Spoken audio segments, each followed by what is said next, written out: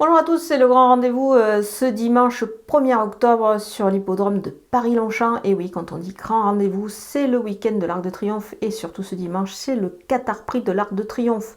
Une nouvelle émission Quintet Flash dans ce Quintet Plus de gala.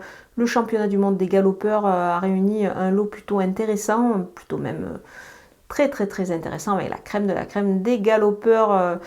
Au niveau international, un groupe 1 où on s'attend à un beau match entre les 3 ans face à leurs aînés. Ici, c'est évidemment, on évolue sur la distance classique des 2400 mètres. Vraiment, le grand rendez-vous de l'année à ne pas manquer. On va voir qui va être sacré pour ce match peut-être franco-britannique, peut-être arbitré par les Allemands ou l'Irlandais en piste, ou même, pourquoi pas, le concurrent japonais. Et puis surtout, il faut se souvenir que ce Quintet Plus a la particularité, ce Qatar Prix de l'Arc de Triomphe, d'être le dernier Arc de Triomphe de Lanfranco Dettori, la légende italienne. Mais bon, on va voir tout ça avec mon analyse.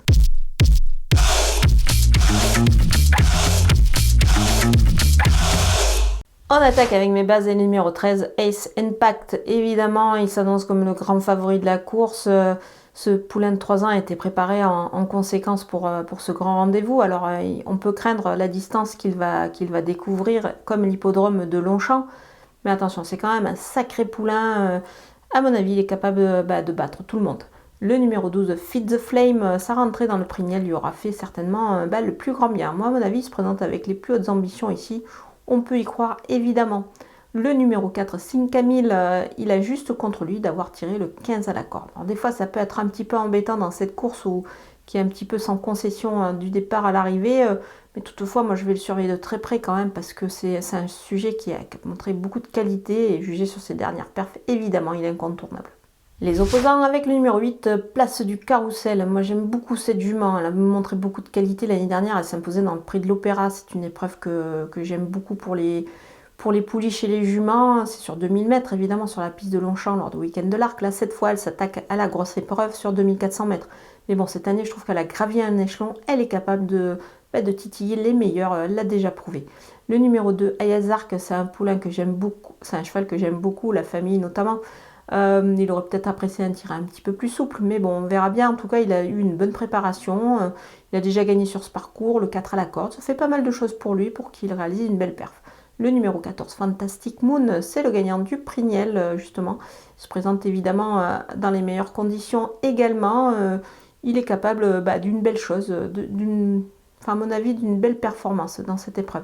Le numéro 7, Ucum, le gagnant des King George, n'a jamais été aussi fort cette année. À l'âge de 6 ans, on a déjà vu des chevaux d'âge bien se comporter dans l'Arc de Triomphe les années précédentes. Donc voilà, à mon avis, il devrait se montrer à la hauteur. Maintenant, je le vois évidemment beaucoup plus pour une place. Mon coup de poker, c'est le numéro 10, Free Wind. Et je ne pouvais pas éviter ça, mettre l'Anfanco Dettori en coup de poker. Ce sera le partenaire de cette jument qui ne sera certainement pas la favorite de la course, mais attention, avec Frankie Dettori en selle, c'est le recordman du monde des victoires dans l'arc. Et pour son dernier arc, à mon avis, il va sortir le grand jeu avec elle. Elle a réalisé aussi de belles perfs quand même cette année. Donc voilà, on peut lui faire confiance et je suis sûre que le jockey italien sera particulièrement inspiré ce dimanche.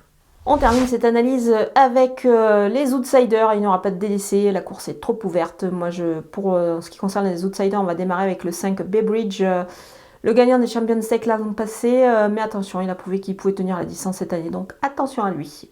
Le numéro 9, Soul Seven Seas, c'est l'attraction japonaise, peut-être pas le meilleur concurrent japonais délégué par nos amis nippons dans l'Arc de Triomphe de ces dernières années, mais attention, il peut pourquoi pas surprendre sur cette distance avec CP Le Maire en selle.